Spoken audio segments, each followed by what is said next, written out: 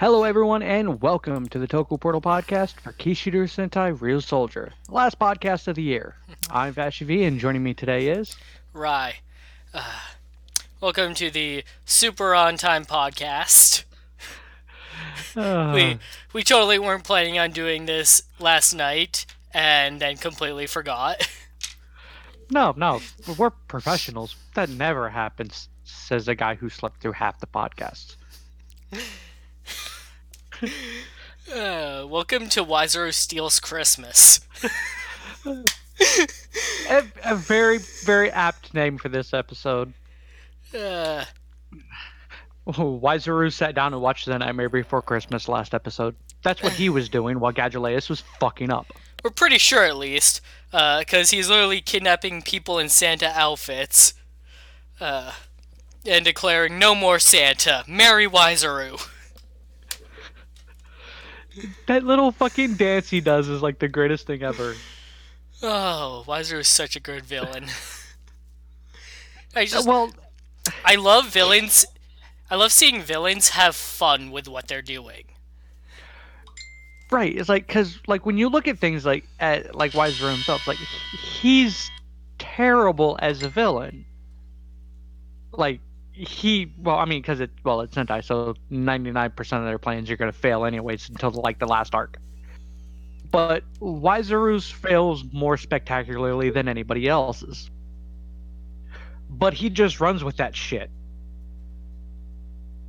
But he's so fun on screen. Like everything he does is just this joyous, wonderful occasion. And it's like, yeah, I can see why Kreon likes you. Yeah, he why is he the villain? I don't know. This is just what he does and he has fun with it. There's an ultimate goal of like, yeah, we're trying to take over the planet or whatever, but it doesn't need to be all business along the way. Like once we're done, the journey's over, so let's enjoy the journey. Like I swear, a lot of Wiseru's plan is, how long can we dick with people for as much as we can? Like he wants to lose so that he can keep doing it. Right? It's even in this episode, it's like his. Well, I'll get into his but his whole plan is just basically, haha, I'm better than you.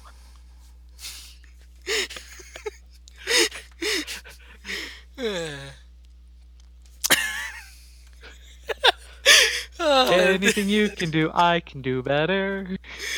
Oh, oh man. Like we see a lot of ways that they try to like torment the host to make the Minosaur grow, from verbal abuse to physical abuse to torment of loved ones. But for this one, he literally just like upstages the guy. Yeah, like 100%. Because the Minosaur is born from a magician, so he pulls out a rose, is like ta-da, and Wiseru just goes snaps and pulls out like 4 bouquets. He goes ha.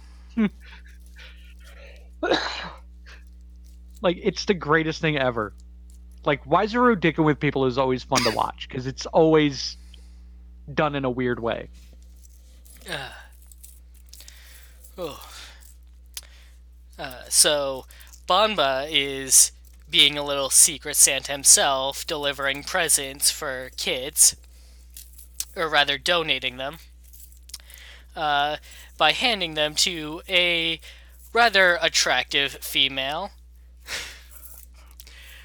Oh man, the look on his face when he turns around and Melto was watching the entire thing, though.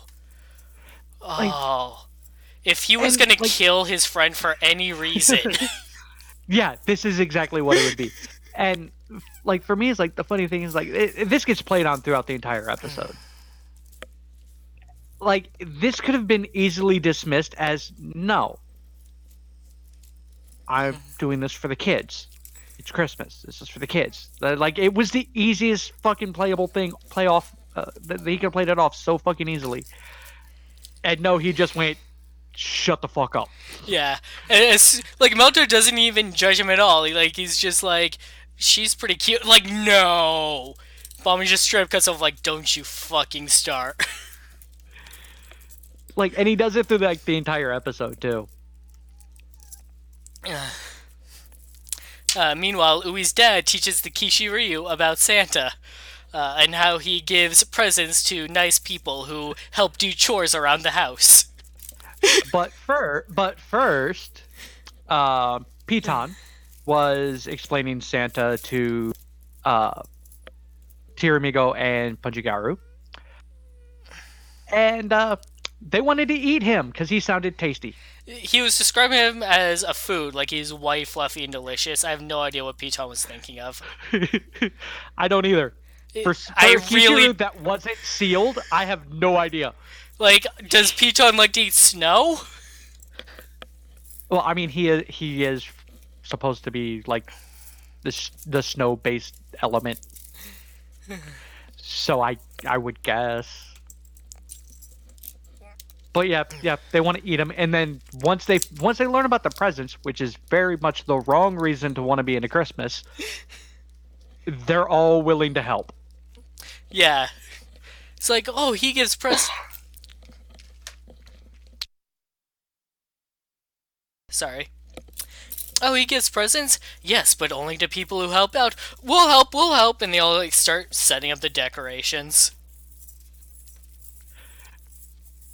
Like for a Christmas episode, this is highly one of my top fives, easily. Now, when it comes to translating one language to another, sometimes you can't get an exact phrasing based on slang that's used. Japanese is particularly a really tough language to translate. So, what I want to know is what the fuck Creon said that they translated as, hell, oh man, it's the pain in the astures. I know, right? I would laugh if that's exactly what he said, though. Because I could see it. Because it's whoever decided on that translation for whatever that line was really knows that character. Because my God, that's accurate. Especially coming off of the Gadulea shit that Creon was doing last episode. Yeah, no, Creon's been getting a lot more assertive lately. Well, it's what happens when you're Perseus's right hand.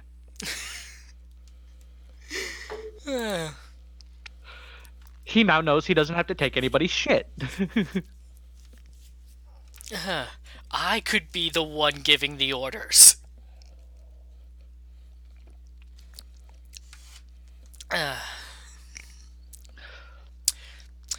Oh, and once again, Kanalo is just a fucking badass. Yeah. When he takes out, I think, half the grunts by himself. Is this before or after Bamba shows up? Before, when he hasn't even transformed yet. Oh, yeah. Kanalo kicks ass.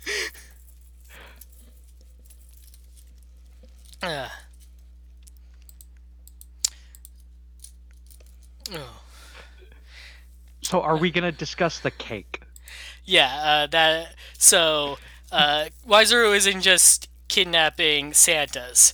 The Minosaur is stealing presents and cakes, like Asuna's cake, and you don't steal Asuna's cake. No, you don't. Like, this episode, it's a great Banba and Asuna episode, because it does a decent job of focusing on both of them. And both of them are exceedingly pissed off for two different reasons. Banba's pissed off because you fucked with the kids, the students of the teacher that he wants to be with. So I'm gonna kick your ass. You stole Asuna's cakes, and all she wants to do is get her cakes back. And so she's gonna kick the shit out of you. And like, the monster can it can use magic, so it's not just stealing things, it can transform things. So it turns Bomba's sword into a bouquet, and Bomba is still beating the shit out of grunts with it before he realizes. And successfully beating the shit out of him. Yeah, with no, the it's bouquet working. And when he does see what's in his hands, just the concerned look on his face. Just that look of, what the fuck? Like, and that was one of those moments where, like, initially, because I ended up having to watch this twice.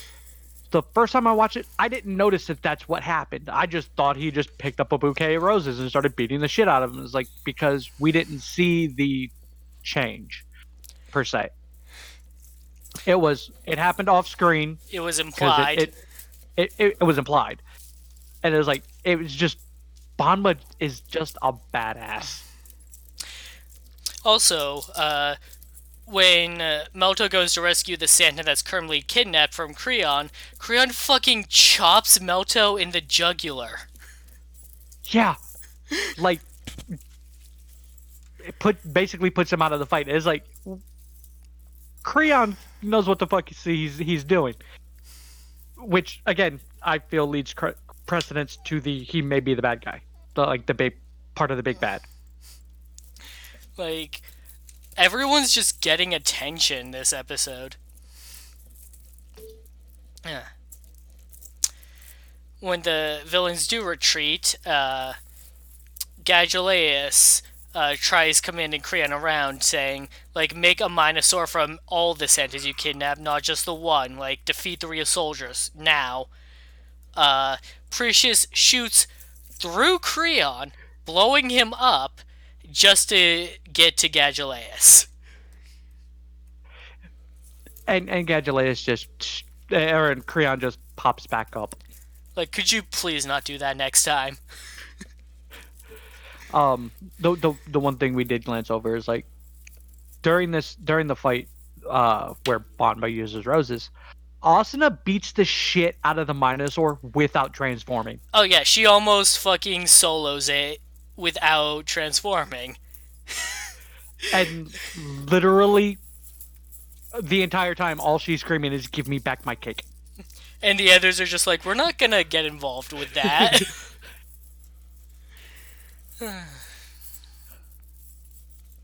But Asuna arm barring the fucking the Minosaur was fucking great. Oh, God. Like, I can't get over that. She almost solos the monster without transforming. Over cake. Don't mess with Asuna's food. Ever. Like, I think this isn't the first time that her food's been quote unquote fucked with. But this is the first time it's been taken. Because I want to say one of the big ones was the wish granting one.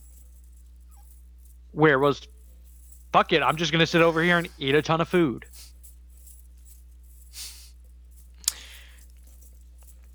And then Wizuru is pretty jealous when he sees Creon being casual and friendly with Precious. Like, wait, when did you get on good terms? I love Creon just going, "We're not on good terms. What are you talking about? He just blew me up. Didn't you just see that? No. We're not cool." Wink. Yeah. So everyone like dresses up in Santa gear to lure out the kidnappers so they can find where everyone is being taken. Well, two people, Asuna and Tiramigo. Asuna dressed in a Santa outfit and Tiramigo is a reindeer. The best thing about this entire scene is because it was Toa and Ko. Yes. Stand With in the back going- Pakigaru and Piton. and they're all sitting there going, "This will never work." Which to me says they're sitting there going, "No, they can't be this dumb." And then turns out, no, yes, the bad guys are very much this dumb. How do you not recognize Tiramigo? Well, that's not He's a giant Tiramigo. fucking that's a reindeer. Tiramigo is a big red dinosaur. This thing has antlers and a big red nose. It's not a dinosaur, it's a reindeer. Fucking Joridons are fucking retarded.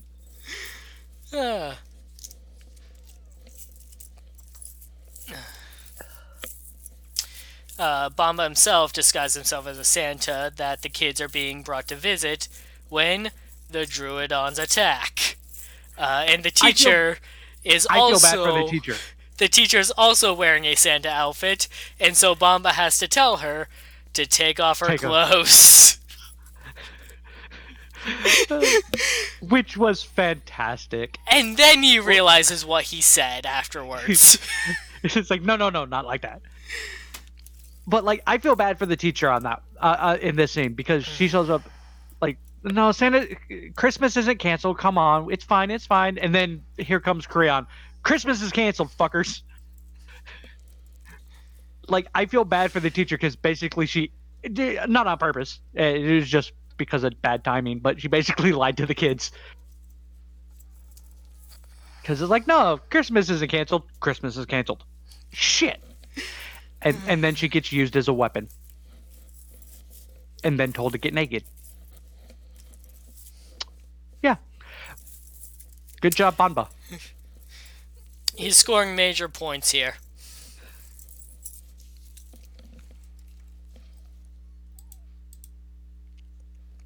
Yeah.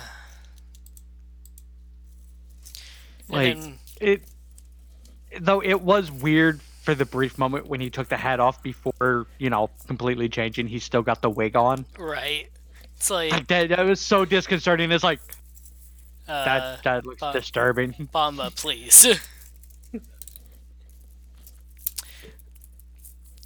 So, any comments on the second fight? No, it was fairly standard. Yeah. They figure out that, oh, the Minosaur's source of magic is its wand. Go figure. I'm not sure why it took them so long to realize he was doing magic. Considering the fact that every time he did anything, he yelled, "Magic!" And he looks like a wizard, and he has a magic staff. I mean, Melto's the smart one. this kind of proves he's not. They're all kind of stupid. Especially considering their plan to rescue everybody was to dress up a dinosaur as a reindeer, and Well, hope the monsters were even dumber than them. I guess everyone is 1-for-1 today, aren't they? Yeah, they are. And then, as Ko is beating up Wiser, Wiser's just like, whatever, I don't need to finish this. I did what I need to, and just leaves. Like always. Like, Wizuru is a master of, fuck it, I'm out. Like, because most villains that we see that do the whole runaway thing usually do it after they get their asses kicked. Wizuru just goes, yeah, no, I'm done. Bye. Whatever. And unlike Gadulaeus, Precious doesn't seem to be too pissed off about it. So, I'm wondering if his real goal was actually helping Gadulaeus, like buying him time or something. Like, I mean, it's possible, but it could just be, no, I'm bored and this seems like a showy thing to do. Maybe. I mean, because we haven't seen much in terms of let's work together out of these two. Nor Even have we... after, even after the whole Precious took both of their hearts. We also haven't seen much of like a grand plan beyond raise the Minosaurs and destroy everything. Like, right. So, like, literally, Wiser could have just been, yeah, I'm bored. Let's go do this. Fuck yeah, Christmas. okay, this isn't fun anymore. I'm not playing. Which, again, makes me feel like he watched Nightmare Before Christmas before this episode started. I'm taking my ball and going home. And he does it so well.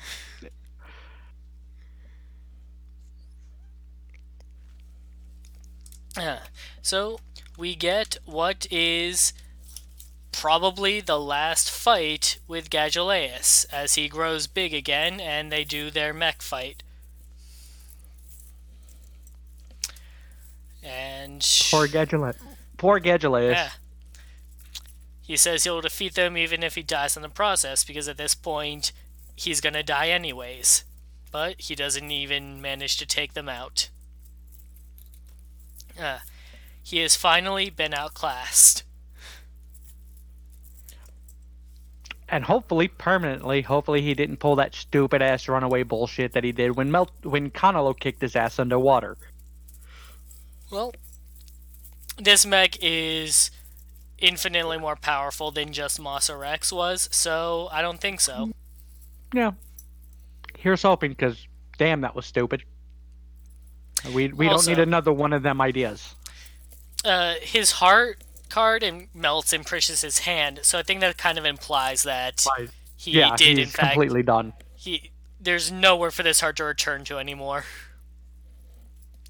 But Precious won't let Wiser forget. His heart is still trapped. But like I says, like it, unlike Gadgelius, is like Precious doesn't seem to be that concerned about, you know, making Wiseru, completely birth a Minosaur. Because this is not like the third or fourth time since Precious took the heart that Wiseru's plan hasn't worked, and unlike Gadgelius, Wiseru seems to get a pass.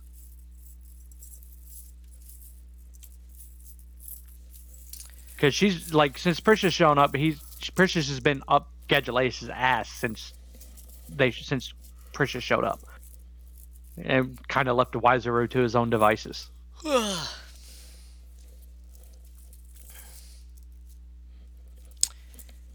Yeah, but now Wiseru doesn't have anyone to distract her. Well, except maybe Creon.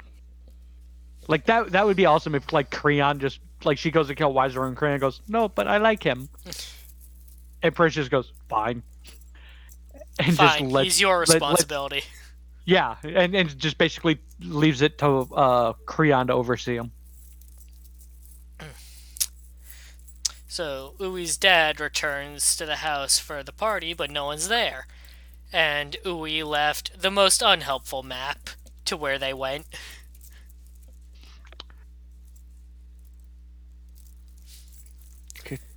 These fucking maps, man. Like every map I've seen hand drawn in Sentai and anime and stuff like that is like it's the dumbest fucking looking maps ever. And to which Ui's dad's, response to it makes sense. Because he just looks at the map and just basically goes, "Where is this?"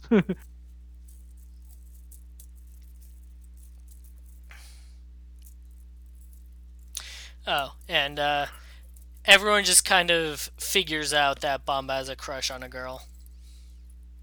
And Kanalo is once again shocked because he is quickly becoming the last person to be in a relationship in the group.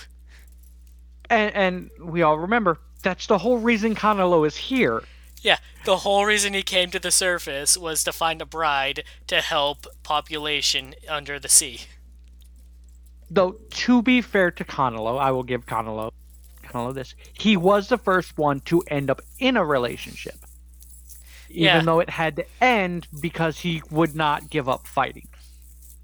Well, no, he's been in multiple relationships, just only one that was going to work. Well, yeah, because all the other ones were just misguided. Yeah, one girl tried giving him a chance, but he was too particular about conserving energy and resources.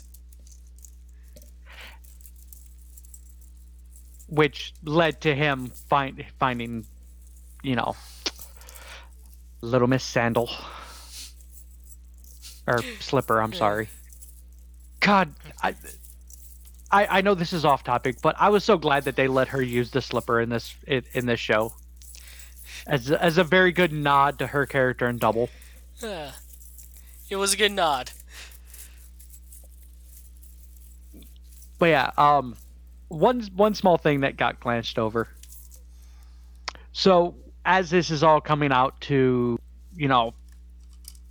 what everybody's plans are in terms of like the Minosaur and all this, and Kanalo looks at his sister and goes, "Well, why are you here? You know about Christmas?" And she goes, "Yeah, Christmas is the time you spend with your loved ones." And looks over at Melto. Yeah, no. They're dating. We've established this. The heartbroken look on his face. Like, no. He's lost his It was sister. like the thing that makes, and the whole reason why I mentioned that, like, what makes this weird and continues to solidify that this is a very weird thing is during the party at the end, Oto's sitting there, like, looking at all the kids playing because physically she's about the same age. Yeah, and Moto encourages her to go and play with them. Yes, he literally which, to be fair, is kind of fair for Melto's character. He does kind of treat her more like a child than, somebody you're dating. Because to be fair, it was Oto who said they're dating. But Like like there's they and are. They Melto's just kind of running with it because it gets him, big frou-frou It's like straws in his when she drinks. first asked him if he would marry her someday, like he was very concerned, like, whoa, that's pretty bold. Uh, but like he goes out and has tea with her and stuff like that, though. Like initially, it's like I chalked it up to like him just trying to humor her so that she'll get off that kick or whatever. Which, to be fair, is a really dumb plan, which again proves Melto's retarded because all that does is reinforce it. Well, what was that episode where like I don't remember what was going on, but she called either her or Melto called the other by like a more formal name than what they actually call each other or something. I don't remember. But you know what I'm talking about, Yeah, right? I know Yeah. what you're talking about. I just don't remember what episode it was. It's like, and then beyond that, it's like, it's hey, I work as a waitress, and I'm gonna give you a big drink. Like, and then he turns around and goes, "Here, go play with." Yeah, go ahead and play with the other kids cuz like she's And still growing up. right, and she has been, down there all by herself. So it does kind of to show the more caring side of Melto rather than just the oh yeah, you're a kid, go play with kids. It was more the this is something you missed out on, go ahead. So I get it, but it again, just a weird fucking detail to put in a kid show. Like 100% is like, yeah, it's disturbing. But the look This on was this was one of the the franchises where you'd be like, well, no, no, no, it doesn't do that whole 100-year-old child thing, okay? But here we are. yeah, 100-year-old child. God damn it. But yeah, the look on fucking Kanalo's face at the end when it finally clicks for everybody that Bonba's, pretty much dating this teacher now, is just perfect. It's just fucking heartbroken. Damn it, there's another one before me. Kylo's got to step up his game. So Ko next, right? What about Ko? Oh, Ko's gonna dating. be Yeah, Ko's gonna be the next one to get a girlfriend. Oh, And that'd be on that note, something. it would probably be Asuna. Yeah, I Like was thinking about if that, and I it's was like, gonna I don't know if I see it. like I do enough in the fact that they've grown up together, they know a lot about each other, and there are times where they're very informal with each other, like in that we've been friends for a long time kind of thing, which would lead precedence to that, especially given that the Minosaur in her heart in Asuna's heart episode, where she basically goes, I I'm putting everything in your hands. You got this. You can do it. I trust you. Which I understand is more of a whole comrade thing to do. Is like, but given the context of them growing up, them being close friends, and everything else, is like it could very easily turn into that. Because if you're gonna ship her with anybody, that'd be the one to do it. Hi Zero, we're talking about shipping. Have fun. That's right. Zero hates shippers or shipping. Both. Both. Yeah, both.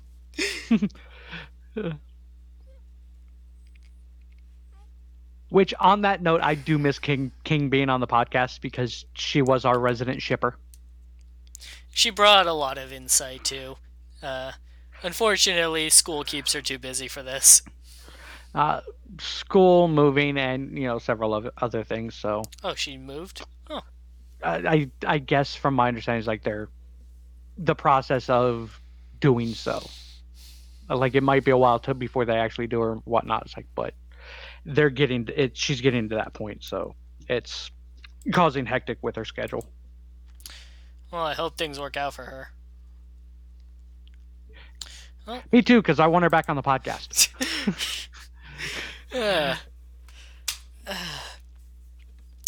Thanks for joining us tonight, everybody. We'll be back next decade with Kamen Rider Zero One.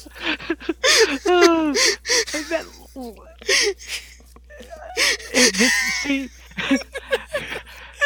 the only thing that would have made this absolutely much better is if the next podcast we were doing was an episode of Zio that had Decade in it. Oh. Like it would have been perfect. But yeah, we'll be back tomorrow with the first podcast of 2020 for Kamen Rider 01. And oh boy. Oh boy, yeah. That's an understatement. Well, yeah, what a way to start off the new year. So strap on your big boy pants because it's gonna get rough. Yeah. All right. Thanks for joining. We'll see you next time. We'll see you next time. Thank you all for joining us.